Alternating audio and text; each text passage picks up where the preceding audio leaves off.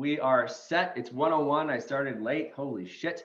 All right, folks, here we are. This is part 2 of a 2-day summit, and super, super excited. This is a person that, especially over the course of the last like 18 months, I've gotten to know better than, probably 18 years prior, even though we'd see each other in passing in different venues. But I met him through, and many of you know, not met him, I guess, where we really connected. It's probably more fair to say it that way. Where we really connected was through Warrior. And so I'm super excited to have Michael here.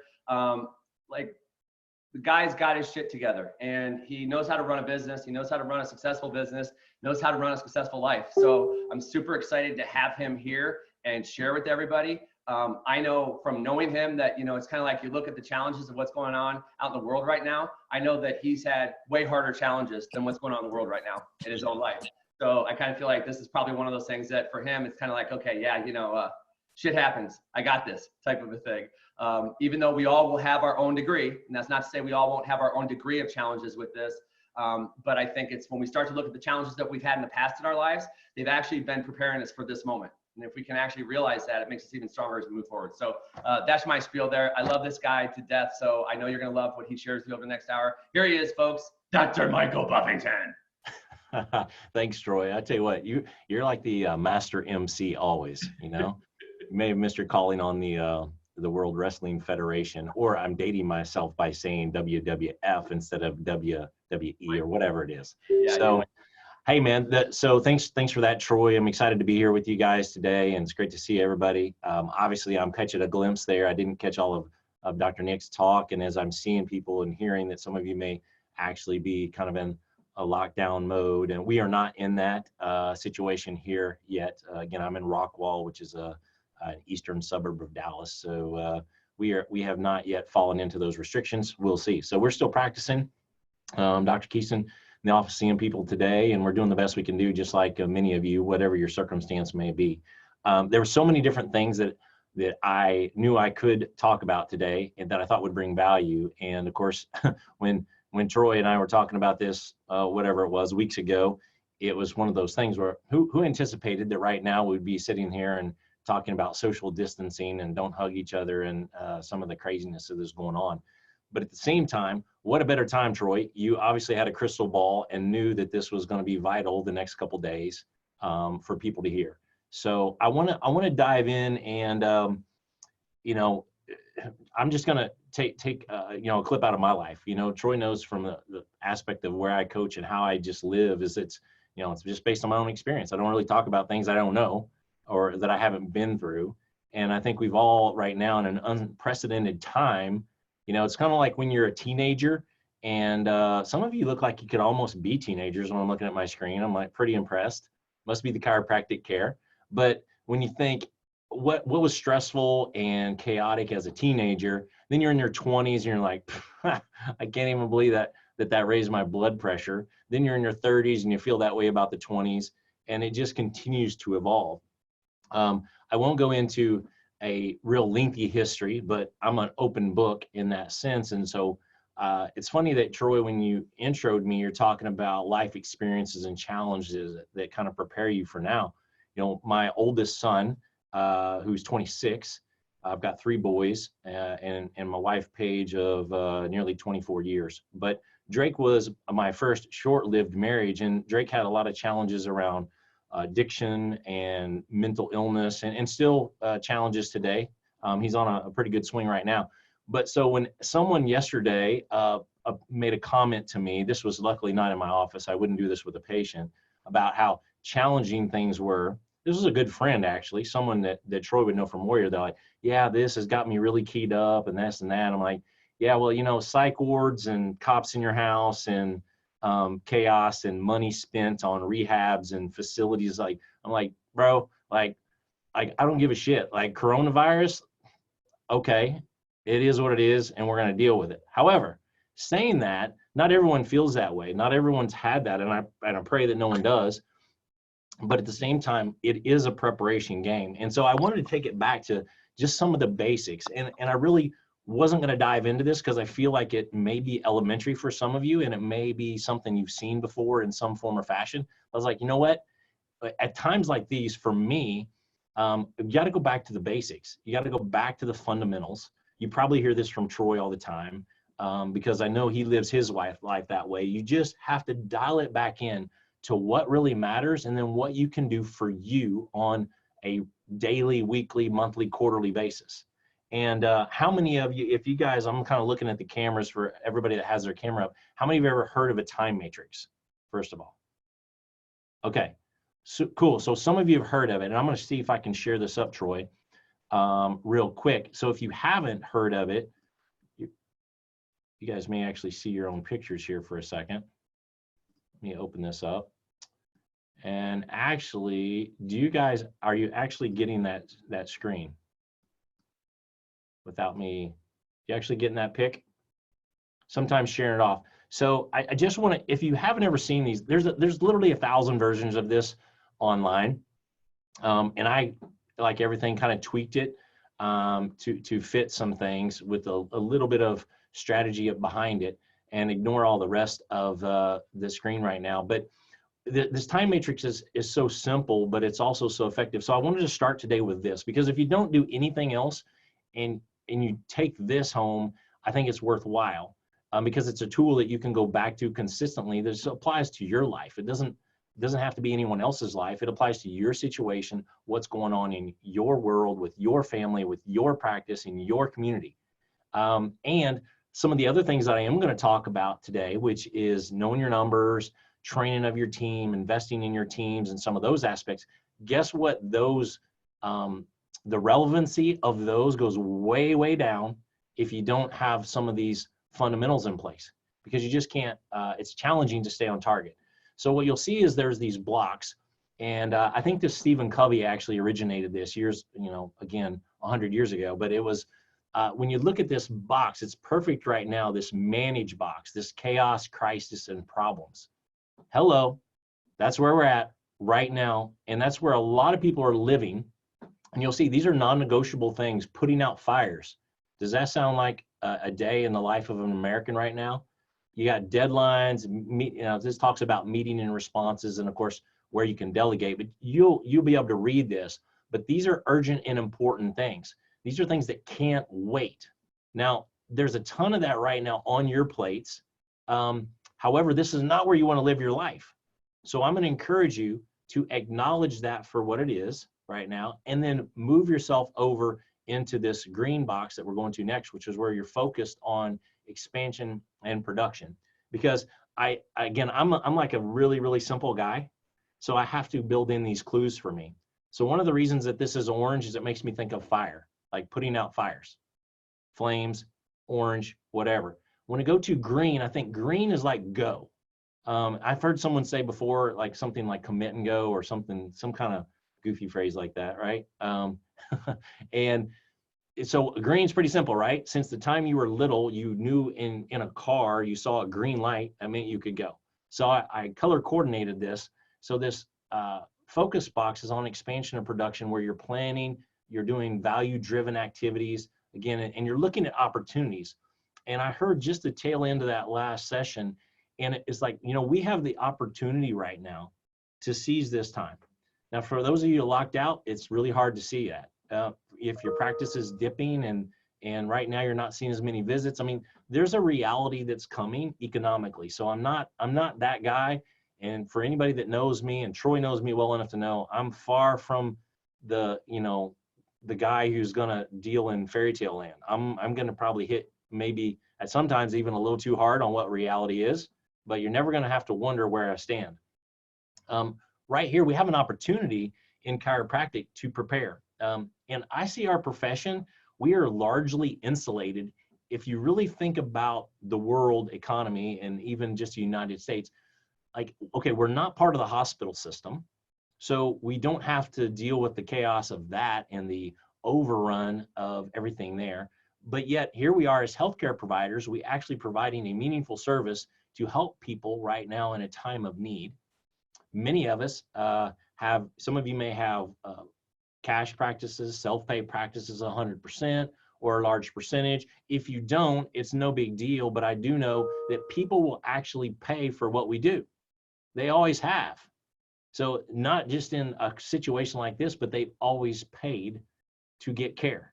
So we have something unique where many times we're so frustrated and telling ourselves stories that, we wanted to be part of another system. Whereas now we're actually in a situation where you may have dips, but none of us are going to go out of business. Okay. And I know for Troy and myself, and I really got to believe if you guys are on this call today, you have the same drive and willpower, like it's not going to happen. So let's just put that aside and actually focus in on activities that can move us forward to the best of our ability with the current environment and what we're dealing with. It's not that it doesn't exist, so we acknowledge it and then we move. So this box is something that I will constantly check. What am I doing today? And you'll see with the other two boxes, as I get into those just a little bit, is like, if I start to notice that I am over here putting out fires, and that could be at home. I've done plenty of that over the years, and that could be in the practice, or with the team. It's like, why am I having to recurrently, why am I putting out this fire thinking it's out and then it flares back up? The flames come back up again. Like if I'm living in that spot, then I have to ask different questions and then see where I can delegate. Where can I move that out? How can I turn that from an urgent and important and move it over into the important and not urgent? It sounds crazy, but the important, not urgent keeps you focused in on what matters. And there's not a lot of chaos. There's not a lot of stress there. So it's really a good place to be. The avoid is real simple down there. Avoid the interruptions. And I cracked up when I was looking at this morning. I haven't looked at this in a long time because it's just ingrained in my head. And I'm like, hey, I want to be able to show this. Like being busy and distracted. Other people's agendas. I'm like, are you kidding me? Like that is everywhere right now. Everybody's agendas, like in your head, in everybody's head, maybe not yours. Okay. But I know, it's out there. It's constant. And you have to literally make a decision to avoid it. One of my ladies came into me yesterday, young woman, and she was feeling it. She came in, which I was glad she did. And she's like, man, I'm feeling a little overwhelmed here. I don't know what to do. I mean, we're seeing patients and that was all fine, but she just, in her young life, she had never experienced anything. None of us have experienced this, but she hadn't really had to deal with it like that. Well, and so we took her through a process and got her clear on what was one simple action step. Guess what it was? It wasn't some earth-shattering thing. It was, you know what? I'm just going to stop looking at my news feed on Facebook. That was it. It wasn't that hard, but she did have to make a conscious decision to avoid all of that noise. And luckily, you all can choose what you consume and what you don't. So that's a huge one. And then you get into the limit aspect of the mindless stuff, which is just irrelevant and wasteful. It's very close here, the avoid versus limit. You got the bandwidth killers, like the rainbow wheel that just keeps spinning and it's just pulling off of you. And you tell yourself, hey, this is not distracting me. This is not taking any energy. It is. It really is taking stuff from you. And excessive TV, social media, all of it. So for me, because we can go out and get the pieces of information that we need, just go get what you need and then get off. That's it. So what I want you to do with this, and I'll leave this time matrix, because again, you can pull this up, and I told Troy I'll send it to him, and he can send this out to you if any of you have any interest, just to have a graphic. But bottom line, this is just a check. I'm all about checks and balances, and who do I have to check the most? Me, right here. I got to check me all the time to see what am I doing, and am I staying on point? And I can easily look down on my list like I've got over here, and I've got more of them. I'm that guy, but I can look at that list and I start to look at the list. I'm like, okay, where does this fall? Where would I categorize? And if I start to look at a list of 10 things that I said I wanted to do, and 7 of them really start to fit into this, urgent and important category, then I got something wrong. I got something wrong, and either their BS or I'm telling myself some BS, and I need to reposition it. So wherever it falls, it's just a good point to get you clear, because in uncertain times, it's so easy to get spun out. And for me, this is one tool of many to help bring me back in to the certain things that I know I can impact. I can't always control the outcome out there. That's for sure. But I can control the input. And what I know is based on the input that I put in, the impact will be there. It may not be in my time, may not be exactly as I lined it out, may not be all those things, but it's impossible if I'm putting the right things in to not have an impact on the current state of things around me. So I'm going to pop this off, and I know Troy has it set up to do some Q&A at the end. So Troy, you want me to, I'm just going to keep rolling unless you want me to do that now. Okay, so I want to roll into knowing your numbers. And now, Troy, we're going for a double down here. I'm going to see if I can share this screen. Okay, good. I'm 2 for 2. So on this, as I blow this up, and again, hopefully can you guys see that white screen, that whiteboard? Okay, cool. Knowing your numbers. I'm not real popular for this, that's for sure, but I talk about it anyway all the time, because knowing your numbers is key in your business. And I always challenge everybody to look at your practice as not just a practice, because I know you guys care about people. I know you serve people. I know you make a lasting impact on the world, but do you run a business? And that's where I see a lot of chiropractors make some mistakes, because they're just so loving and serving that they think that'll be enough. And I'm like, you know what? I said it a long time ago. It wasn't popular, but I'm like, you guys can have the bronze statues for yourself and put those, at schools. I'll just give my kids the gold bars. So you go ahead and give them your bust of yourself and the meaningful aspects of what you brought to the profession. I'm going to leave my kids some gold instead. Yeah, some people, that kind of pissed off some people. And I'm not taking anything away from all those people. I love chiropractic and I love those people that have dedicated it. But what pissed me off is that whenever they, at the end of their life, after decades of service, that they really left nothing, like nothing. And they sacrificed it all. And I'm just never going to be a proponent that you have to fall on your own sword for the sake of this profession. So I'm going to see how many of you actually disconnect right now. And Troy, I apologize in advance. But knowing your numbers, pardon me, knowing your numbers is so key.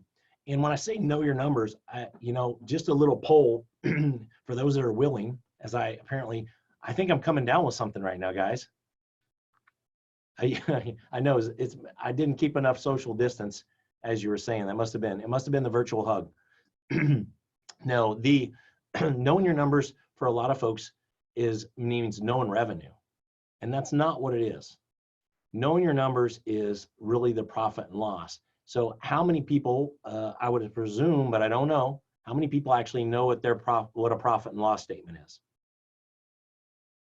Okay, good. Profit and loss balance sheet. If you don't, it's okay. It's just something you should educate yourself on. But I have a lot of guys that will tell me, we'll get on a coaching call and they're like, yep, I know what P&L is. I know what my balance sheet is. And I'm like, all right, great. So send it to me. And they're like, well, I got to get it from my CPA.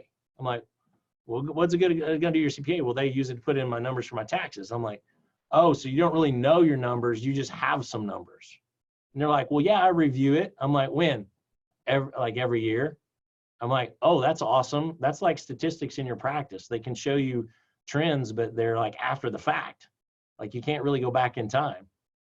So I will hit them pretty hard on it. And what I want to encourage all you to do, just very simple and tactically, when is the last time you looked at your profit and loss statement and even your balance sheet, but really your P&L? Do you review it every month? Do you review it every couple of weeks? Do you review it every quarter? Do you compare year to year? Do you see what's really going on in your office from a monetary standpoint? Because many of you, as you make more and more money, and you will, you're going to be more successful. It's so easy to just let your overhead creep with it. And then so your take home just doesn't really shift. You just kind of like, you make more money and you spend more money. And I'm not talking about personal spending, that can apply too, but you just take on more stuff. And one of my pet peeves, and I get made fun of for this, is just leaking money, small amounts of money. So what I'd encourage you to do is print off your P&L and take a look on a month-to-month basis, and just get beyond your rent if you're renting space, your payroll, which is usually going to be what it's going to be right now, get those key items, and then get into the next top 5 things. If you get into the next top 5 things, you can look for, hey, is there anywhere that I can shave money out? And honestly, guys, right now would be a great time to do it. Because if you've been letting, I do this personally, and my wife, it drives her insane sometimes. She's like, oh my God, you can go spend $5,000 on something, and then you cut off Netflix. I'm like, yeah, because it's $10.65 a month, and we haven't watched anything on Netflix for 3 months. And she's like, you're insane. I'm like, well, that's what allowed me to go buy the $5,000 thing. So I watched that, and it's so easy. It's like gym memberships that people signed up for the first of the year, and they never turn them off, and they never go to the gym, and it just hits their credit card. So check yourself in your practice. You could have little softwares, little add-on third-party things. Maybe when's the last time you had your team check for supplies, like what supply costs are? We just have a scheduled procedure around here. Ashton takes care of supplies in our office, and every quarter she just does a price check, which guess what? That takes about 5 minutes online. So it's not a big time suck. She just makes sure that we're getting the best buys. And yeah, we don't want to be penny wise and pound foolish. So we don't want to spend hours chasing around pennies. But I'm telling you, and people say, hey, Michael, it doesn't really matter. Like, it's only $10 a month. Well, okay, that's $120 a year. You're going to practice for another 10 years? Yeah, well, that's $1,200. Okay, over the next decade. Does $1,200 matter? Okay, maybe it doesn't. But the same thing applies whether it's, your team or otherwise. I'm using a super small example. What if it's $300 a month? And that's $3,600 a year. That's $36,000 in a decade. So that's significant.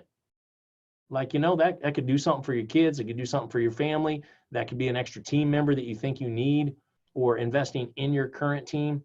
So knowing your numbers is a big key that I am always going to push people to do. And just start there. Go back and look at them.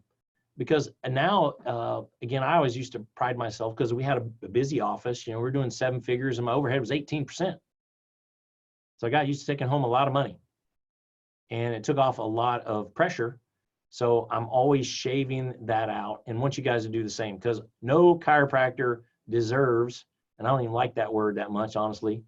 No chiropractor has earned the right, which sounds really backwards here, to die broke and to have that stress. You guys are like the top-notch servants on the planet. So let's act like it. Let's watch our numbers. Let's take care of business, because it is a business. You still got to run a business, take care of people. I probably have beat this down just enough. You can tell I get really passionate about this number side, and it's really simple to look at, monitor and check, and you'll be shocked on what you find. And guess what? In a time where you can easily get uncertain, when you know your numbers, even when people resist me on this, then they resist and they go and do it. Then later, when stuff happens, and it can happen, they're like, yep, you know what? I know exactly where I'm at. I know exactly what I got to do. And I can make decisions based on facts and not how I feel about it. And you've probably heard some of that from Troy as well. So if we live in the area of facts and we make decisions from that factual place, that's where certainty lives. As soon as we get over into the feeling side of things, like, well, I think I'm this, and I think that's the case, it's like this crazy swirl. It's easy to drop down into scarcity, and you're not making decisions in the right way. Another important key, like from a growth perspective, is you have to make decisions that will matter at the next phase. So if you're seeing 50 a day, or I'm sorry, 50 a week, and you want to see 50 a day, or whatever the tiers are. In my world, when I came up, it used to be like, oh, got to crack 100, 100 a week. Then it was 200, then it was 250, then it was 3.25, then it was 4, then it was 500. Then it was like, that was the weekly visit, like, hierarchy. And I don't really care how many you see, as long as it's how many you want to see. But do know this, as you go, you have to make decisions as the best you can from the place you want to be. So when you're checking any of your decisions, you want to make sure that you're thinking, will this work? Like, say you're at 100 a week and you want to see 200. Ask yourself, does this make sense at 200 a week? Does this money that I'm spending, does this process, does this procedure, Because if it won't work there, then don't ever do it. Like, well, you know what, it'll get me by for right now. It's a bad strategy, because guess what it'll do? It'll actually handcuff you right there in that place. It'll stick you. So you always have to be thinking from a place ahead of where you are as much as you can. And that's one of the reasons that mentors matter and coaches matter, because they can see different levels that you may not be in. And it's the hardest thing out there right now. If everybody had the same perspective, what would the state of the world be right now? Like, if everybody had Troy's perspective, we'd probably all be like chilling right now and just kicking back. And I mean, we'd be getting some stuff done, but it's not going to happen. So what you do have control over, though, is your perspective, and think ahead. So that leads me right into, once you know your numbers, crucial piece here is training of your team. Now, regardless of whether you have 1 CA, 5 CAs, 2 doctors, 3 doctors, it doesn't matter the positions, it doesn't matter the number. I'm a huge proponent of training your team. And so the question I have for you first, are you training?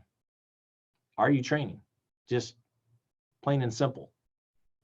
And if you're training, what are you training? Because I have a lot of people will tell me, hey, we're training on this, we're doing these things. I'm like, well, what's the reason? What's the why? What's the why that you were training on? Because if you don't know why you're doing it, then you're just kind of routinely doing things that don't matter. It's not going to stick, etc. And what is the pattern in which you're doing it? Do you have a rhythm to how you train? So I'm going to write a couple of these down. I haven't been writing on here, like the why. I should say, are you first? Are you training? Why are you training? And the rhythm, or like the cadence to your training. Because if you don't have a specific rhythm, and you know, honestly, guys, this is really easy for me because it's like hardwired the way I operate. Like on a Colby index, if you've ever heard of a Colby A index, it's not a personality test. It's not a any of those, but it tells you really how you approach things. I'm a really high organizer. So I'm a systems guy. So I'm immediately going to take anything and put it into or build it into a system. Or if somebody has a system, I'm going to be able to take it up a notch really fast. So these are easy for me, but you have to resist if it doesn't seem easy for you, or you don't even want to do it. You have to have a rhythm. You know, you can be in your family, like think about your mornings at home. Do they kind of have a rhythm to them, or are they different every day? They're different every day. Oh my gosh, I want to bite my fingernails right now, and I don't even bite my fingernails. It makes me uncomfortable to think that I wouldn't have a little bit of a cadence to my day. The same with your training of your team. Like, are you training the same day of the week? Are you training the same day, time of the day? Is it really haphazard? Is it all over the place? Or has it been like 3 months since you've done any training at all? These are all legitimate questions. And I see it all over the board in the profession, right? Some people are awesome at this. Some people don't believe in it or don't do it. They're like, yeah, you know what? We have a 2-minute huddle, and I'm all cool with the huddles and hitting stuff head on. They're like, yeah, we have a 2-minute huddle. We do that like, once a day, and we're good. You got to ask yourself, is that really building a business? I'm not saying you can't see more people. I'm not saying you can't have a great practice, but are you really building a business from there? Because my experience is when I dig deep into someone's practice, it's still hinging so largely off people that if a key person leaves or someone got sick or whatever, the wheels will begin to fall off. And so the reason that you train is so something can run without you. It can run without that person. And you build processes in the office around that, not, oh, well, Candy, who's at my front desk, she does a fantastic job. But if I build everything about Candy, guess what? If she leaves, her personality leaves, her work ethic leaves, or all those things, how am I going to train? Now, what people do is they go out and then they try to hire another Candy. You don't hire that. You hire for a position. And what I'm starting to get into that I'm going to write out for you, just a little bit of a flow. So if you're listening right now and you're like, man, Michael, we don't do meetings. And some of you are going, I don't even like meetings. And that could be the doctors. And I see some staff members on here, some team members. They're like, oh man, we don't want to meet either. So if that's you, just bear with me. And I'm going to give you a little bit of a framework. So if you decide to go down this path, you at least have something. This is the exact cadence. And I'm not going to take credit for this. If you haven't heard of, and I don't think I can get in trouble today, in today's world, surely I can't get in trouble for this, but if you've heard of EOS, has anybody here heard of EOS? EOS is called Entrepreneurial Operating System. Now, they've helped about 7,000 businesses around the country, and they're even going global now, from all different sizes. And as it happens, a good friend of mine, Colin Talley, Troy knows this, he's an implementer, and I've paid him to come into my practice and help me, as well as he works with one of my groups. But here's the way the meeting flow goes, and I'm going to write it out for you. So you can snapshot this or go back to, and if you want to use it, great. If you don't, that's cool. We start every meeting with up to 5 minutes of good news. Like, who doesn't like good news? And this is not even just business. This can be personal. Last week I remember Candy was like, yeah, I'm so happy my son just turned 21. And guess what? He's in his own apartment, paying his own rent. That's good news. Like, it can be that something like that. We had all kinds of different good news, but we focus on the good news to get the meeting started right. And because if everybody comes in flat, somebody's pissed off, something didn't go well, you had stuff happen. We want to get the meeting started off right. Now, the second piece, and I want to get this right because I don't, with them, is our scorecard. Now, I don't expect you to know, and I'm using a little bit of the EOS terminology. Scorecard is really like your key stats, your key performance indicators. You could call it different things.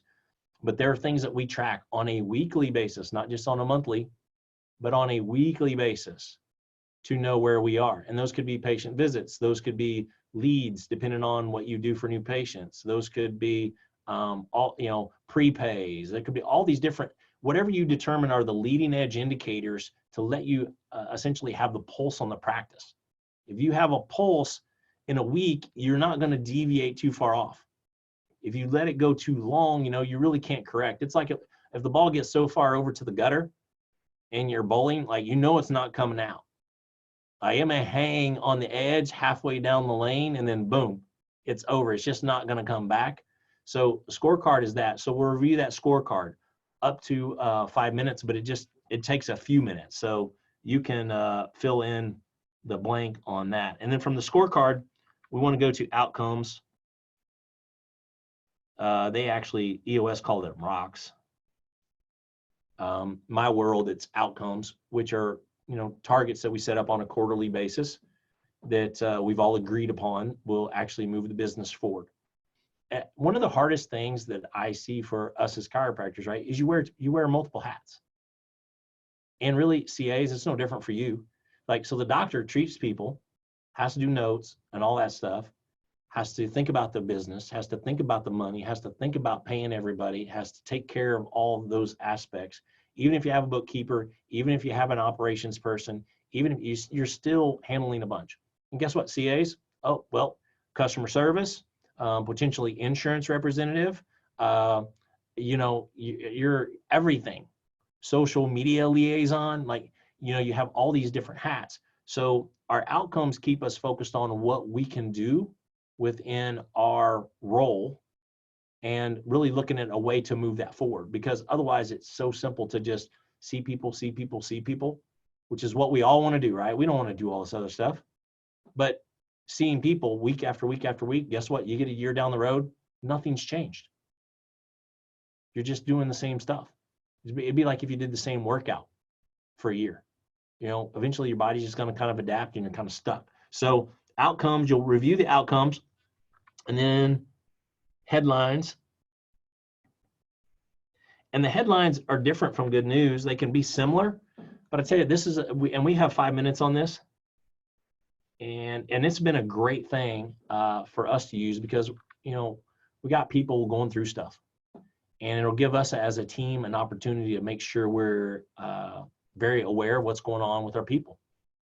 You know, we had a patient of ours, she had a stroke last week. You know, it was unfortunate. She had a stroke on Friday. So Monday it was like, okay, we know Kathy had a stroke. This is her status. Does anybody know any other information? You know, okay, hey, will you follow up with a family member? Like whatever we're going to do. Sometimes it requires action, sometimes it doesn't, but it's a good way for us to make sure we're all communicating, because we pride ourselves on knowing what's going on. In a smaller office, you know, the people, they lose that touch, you know, and I think it's vital to taking care of people, particularly in our world. So you have the headlines, then we go over the to-do list. Now the to-do list was created the week before. And what happens, everything cascades down. So from our list, it'd be like, hey, Troy, you need to do X, Y, and Z and follow up with this. Okay, got it. Troy, that's on his to-do list. And we document it. Then we come back in the next week. Troy, did you follow up on that? And it's a yes or a no. If he did, yes, move. If he didn't, like, what's up? Well, I just didn't get it done. Okay, we'll get it done this week. You know, there's not a lot of conversation. It's just to make sure we're moving forward. And it's like, hey, Leah, did you take care of this? You know, whatever it is, but that's the to-do list review. And that should be more of a 5-minute thing. So then the last and the biggest piece of this is called IDS. And IDS in this world is issues, discussion, solve. And this is where we drop everything onto an issues list. And this goes on week, you know, all the time. We have a lot of issues, but when we say issues means opportunities. Like in our world, issue means an opportunity to improve on something. Then there's, we open that up for discussion, or anybody and everybody that needs to get any input. And I tell you what, sometimes these are super easy. Sometimes these are not so easy. Sometimes there could be an issue between team members or something, but we want to get it out on the table. We want to discuss it, and we want to actually get to a solve on this if at all possible, and not allow it to churn, particularly if there's something going on internally. Like, you better get it done. You better get it handled. And we're straight up transparent, and I would encourage you to do the same. It could be the simplest things as well. Like an issue of, hey, we noticed that the ceiling tile in Dr. Waters' bathroom has something in it. Okay, what's going on? Well, we don't know. We think there may be a leak there, but we're not sure. It looks old. Okay, what are we going to do? Okay, Dr. Waters is going to get up. He's going to check it. We're going to put a new tile in. If it shows up again, then we're going to get somebody out. Da, da, da, da. I mean, that's a super simple example, but we still put it on the issues list. And here's why we do it this way, is we will constantly add issues throughout the week. Everybody has the issues, and then we prioritize those issues. So we'll come into a meeting. There may be a rolling table. Like we can use a Google sheet or something that's a live document that everybody could put into. We may have 20 things. We're going to try to attack the top 1, 2, or 3 things. We're going to first prioritize those 2 or 3 things. And if we get more done, great. But that's a rolling list. But with the first thing we do is like, okay, what are the priorities today? Look at the list, boom, boom, boom. Okay, we move those to the top. We talk about it, discuss it, solve it, and we move. And what this does is it keeps us from getting distracted during the week. For us doctors, I know this happened a lot for me. The girls being great, because I want to do stuff and I want to handle things right now, would come in right in the middle almost of patient flow. Hey, by the way, I noticed there was this tile, and I'm like, awesome. And on my mind, I'm thinking, I got nothing for this right now. Like, I got 10 people sitting here, you know, and they were just trying to do what they could. And that's an example that way. Another one, okay, I'm embarrassed to say this. My ladies used to call me Seagull. And I'm like, Seagull? Like one day they go, oh, there's the Seagull. And I was like, what'd you say? They're like, Seagull. This was years ago, so this isn't me now. I'm like, what does that mean? They're like, oh, you just fly by our desk and drop shit on it. And I was notorious for, you know, because if it was an issue for me, I immediately want to make it an issue for somebody else. Not in a negative way, but like, oh, hey, by the way, we got to take care of this. That's not good for them either. Because the whole time we're being contradictory. You're like, hey, by the way, focus on patients, take care of patient needs first, people before paper, all of that. Oh, but by the way, because this is mine, let me go ahead and make it your agenda too, which doesn't fit the time matrix model either, by the way. So this gave everybody a place to house it, but not lose it.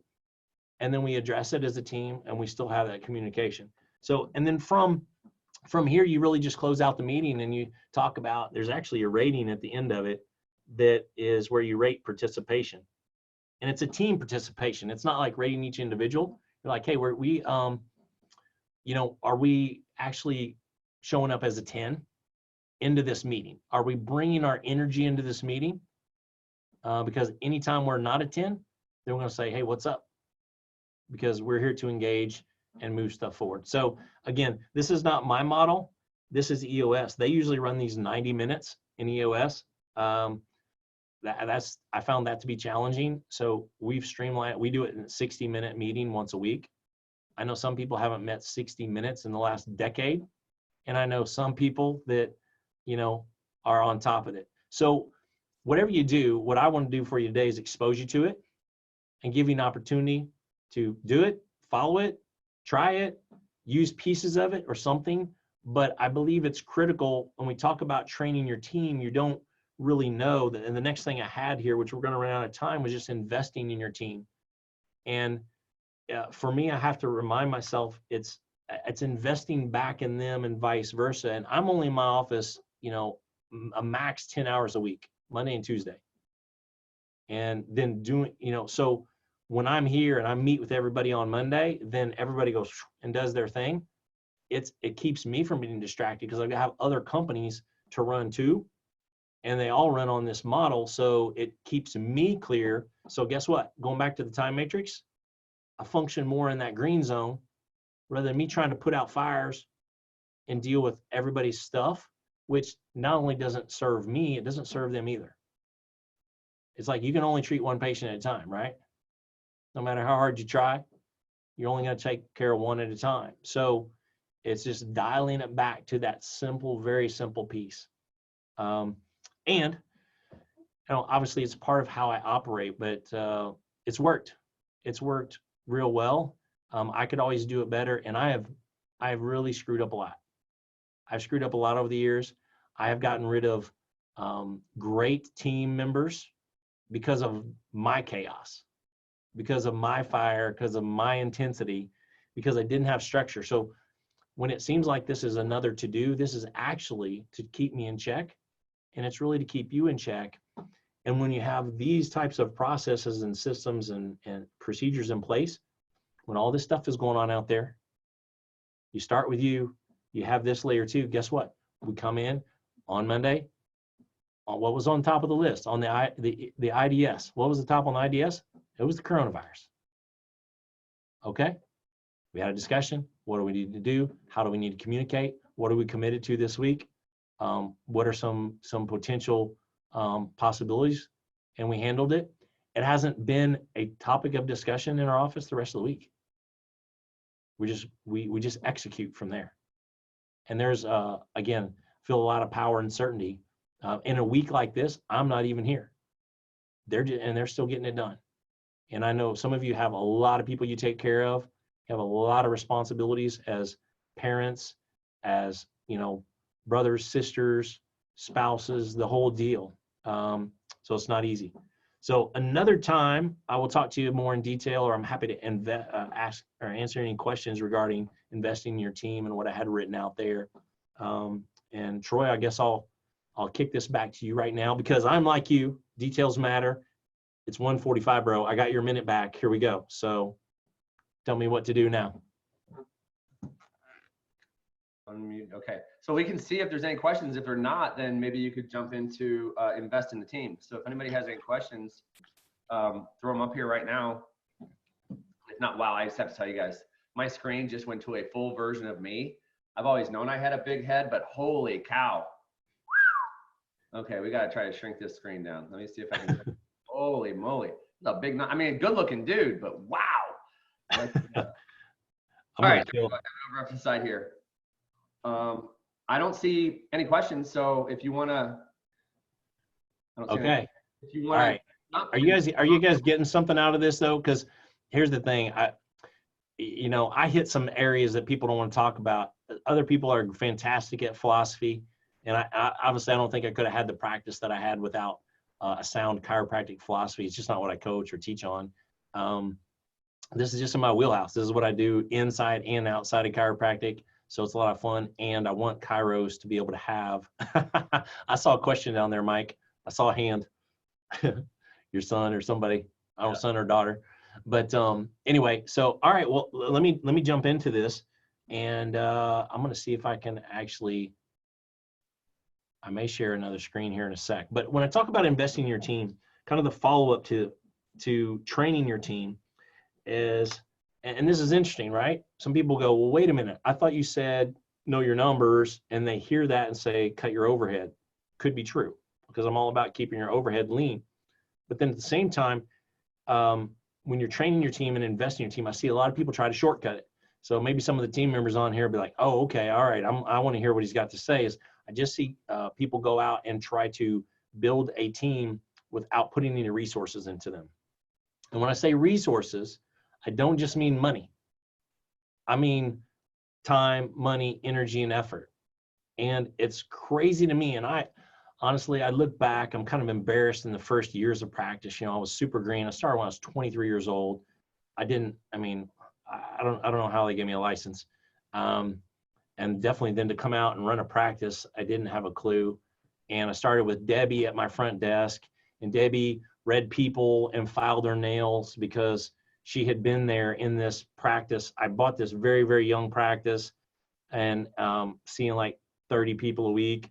She was part of the package. Little did I know that there wasn't a ton of value there. And she read people and filed their nails while I did all the work, until one day I was like, hey, Debbie, do you think maybe you could do this? And she's like, no. And I'm like, well, Debbie, like, you're not going to file your nails and read people. And so then she quit on Super Bowl Sunday, as it happened to be. But the point was, I had this mindset of like, I'm just going to keep it super lean and trim. And I had no one really coach or lead me or guide me on investing in the team. And so I didn't even know maybe at that time how I could assist someone. A perfect way to invest is what I did with Ashton on Monday. She's having a little bit of a meltdown. And thankfully, from some of the experience I have and some of the experience that Troy has as well, I was able to just kind of walk her through that as a person. And guess how she's shown up the rest of the week? In a big way, in a healthy way, in a confident way, just because I was able to take a few minutes of my time and really pour into her. Now, I also believe in spending money, and that money could be, in trainings, whether it's online trainings, that could be in events on occasion. You should take my team to events. We tend to do more virtual stuff, or, I just put as much time into coaching them as I do everybody else. And that's part of the reason of the meetings and the L10s. Like, there's always a component to lead your teams. I believe you get what you pay for. Again, not just dollars and cents. You have to run smart business. So you got to be both. You got to know your numbers over here, and then you also have to know the value. And one of the ways in which I do it is incentives. Now, some of you doctors right now are like, oh my God, is he going to talk about this? Because it could put you, you could have this feeling of, this is uncomfortable when you're dealing with teams. And I'm going to pull this up. We've only got a couple minutes. We'll see how this works. And I'll give you the basis for this, at least. So as that comes up there, can you guys see that? It's called the expander. Okay. So I just want to, again, part of today for me is just exposing you some things that then you can take home. And so investing in a team is incentivizing. I incentivize our team on performance. And that can look a lot of different ways, because tied in with the scorecard aspect, or the outcomes is what I choose to call them. The outcomes is, we all have certain zones and certain things that we are responsible for, take care of. But that's the way you want it. Now, it doesn't mean you're not cross-trained to do different things, but it means there's got to be somebody that's accountable, the primary person accountable to the activity or the process or the procedure. And we'll set that up. So you'll see on the top of this, it's like, what is the outcome? I literally have over here, this Candy just gave me mine earlier, today, or hers, for the second quarter.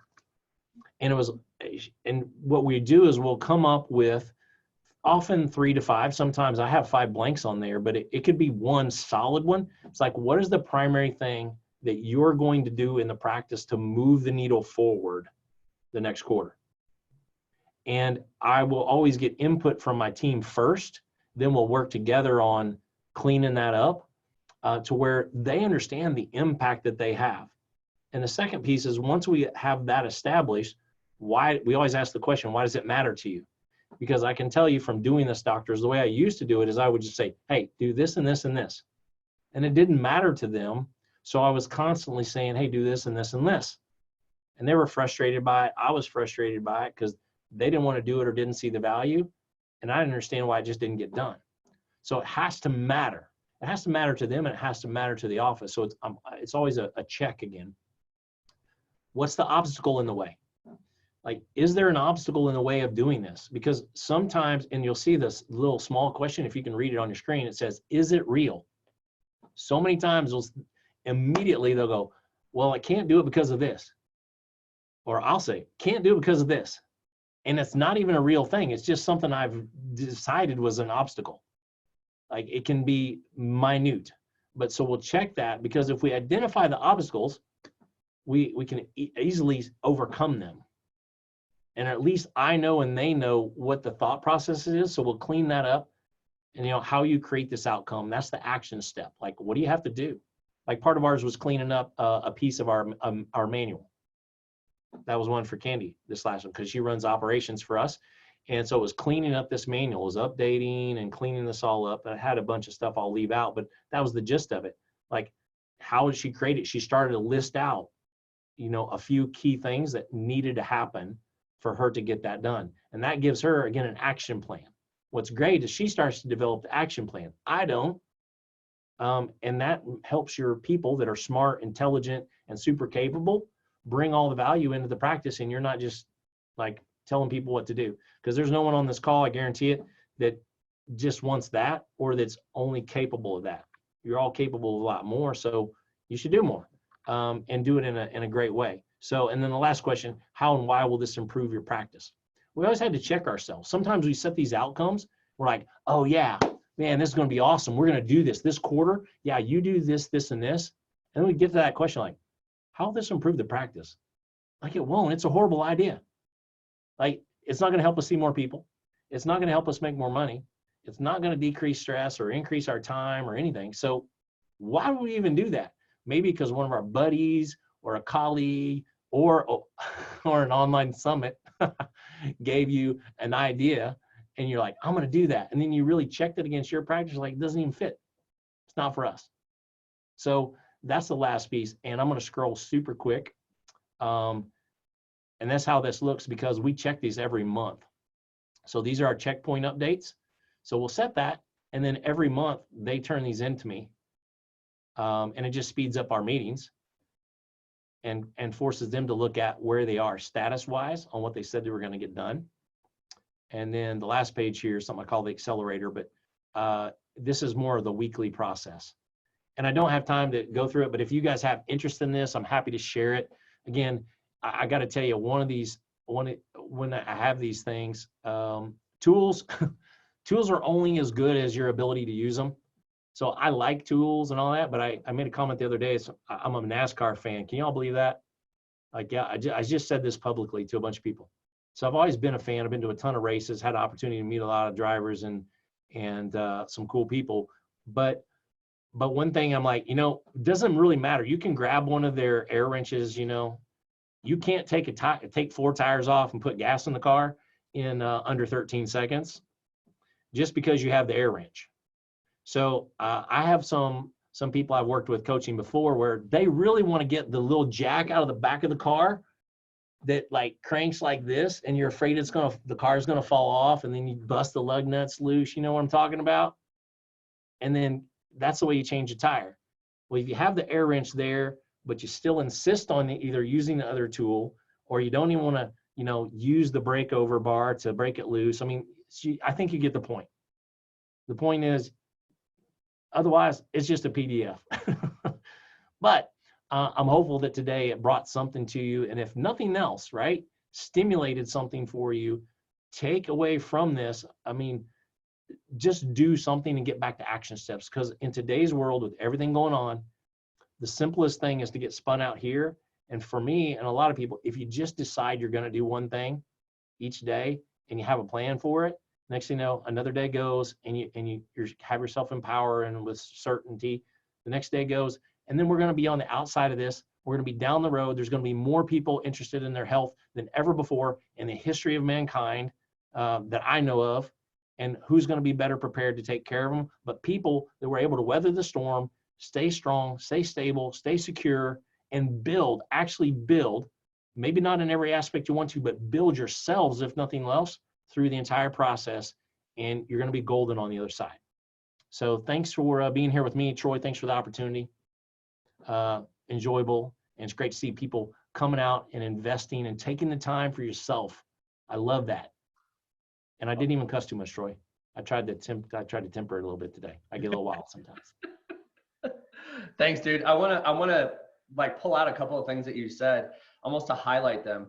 And because you talk about, I had to actually kind of laugh because even when you bring up something like a P&L, some people don't even know their collections and their overhead in the first place. Like if I could sit here, and I've asked docs all the time, like, hey, what's your monthly overhead? They kind of look at me with like deer in the headlights. So they have like zero idea at all. And then what's your average on even collections? And many don't even know that. Their average or their knowledge of their collections is basically to go look at their bank account. And if there's money in the bank account, they go, oh shit, looks like we had a decent month. And if there's not money in the bank account, it's like, oh, it was a shitty month.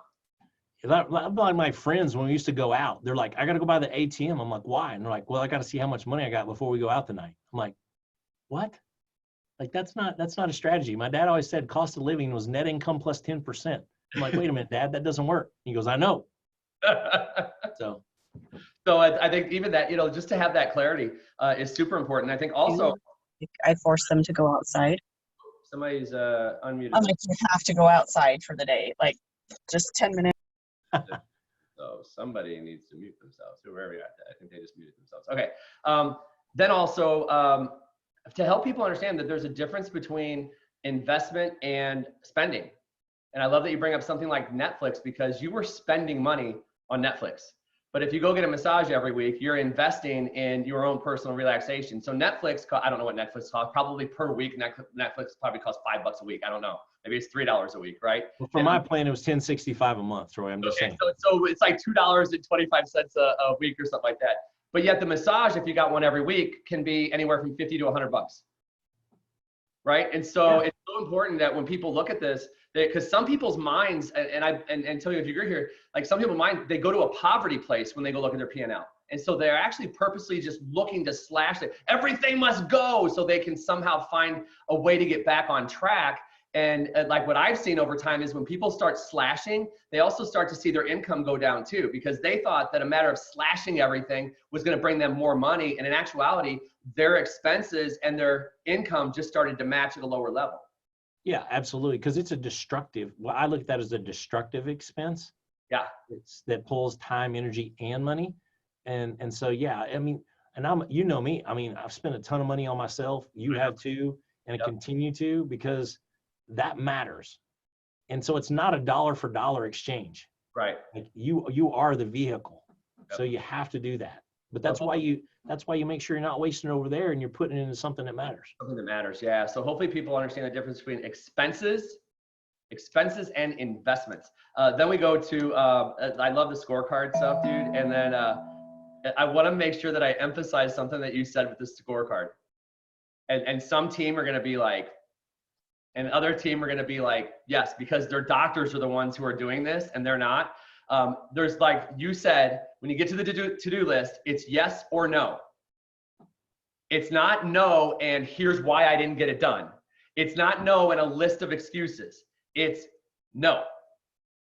Like, that's it. And it's so important for people to understand that like if we live in the world of excuses, we're never going to get results. So I love that you brought that up, and I was like highlighting, like, I got to make sure I bring this up, that you might come back to it and say, okay, what do we have to do to get on track? What were the obstacles that you didn't maybe foresee, and how do we get you back on track? But if we sit and talk about excuses in a 60-minute meeting that we're having once a week, if we sit and talk about excuses, we will never get out of the meeting. Yeah, and you bring up a great point. It would actually move to the issues list. Like if this is a recurrent theme or it didn't get done, it's just a no. Okay, move it to the issues list, because then we're going to talk about it there. Cool. Like, okay, what's really the issue? What do we need to do? What's the discussion about it? And then solve it. Cool. Perfect. Totally. Perfect. Then this is one of my personal favorites, and that is the when you made the comment about being I think you were a pigeon, right, or a pelican or whatever. Seagull. Seagull. Whatever. I know you're a bird who was dropping shit on them. That's the part that really caught my attention, was being the bird who kept dropping shit off the front desk. But I know years and years ago, and it still stands today, is the rule of thumb is during patient hours that you are not allowed to drop anything off at the front desk, and front desk is not allowed to disturb or drop off for the doctor. And years ago, I read a book. I can't remember the name of it, but it's basically talking about the guy went and he put a piece of tape on his door, a sign on his door that said 1440. And 1440 is the number of minutes that we all have each and every day. So that's the reminder that says, no, I don't have a minute. Because 1 minute, right? Somebody says, hey, do you have a minute? Can we talk? Hey, do you have just a minute? Can we talk? It is never a minute. It is going to be anywhere from 3 to 5 to 7 to 10 minutes when somebody says, do you have a minute? And that becomes a distraction, and your recovery from that distraction now takes 5 to 10 minutes. So you literally just lost anywhere from 10 to 20 to 30 minutes of time because somebody said, do you have a minute? So when you actually implement the 1440 rule, you say, no, I don't have a minute. The only time in the day when we are going to have a discussion about things that need to be dropped off at the front desk or things that need to be dropped off to me is during a team meeting or a team huddle. And all of a sudden it forces everybody to just hone in on what they're supposed to be doing that day. It also gives responsibility to other people like on the staff that, well, I have to just find a solution here and ask for forgiveness later. Like that's just the game I have to play right now. And it really shifts the responsibility on everybody as a whole for the team, but it also shifts energy and keeps people focused. Totally. Yeah, I love that rule. I'm going to have to adopt that 1440. It's really clear. And honestly, hey, doctors, we're probably the worst offenders. Let's be real. Like it's not the CAs, typically it's us. We're the worst offenders of it. And what's funny is if we're not busy, then we want to like creep around the corner and start hanging out at their desk.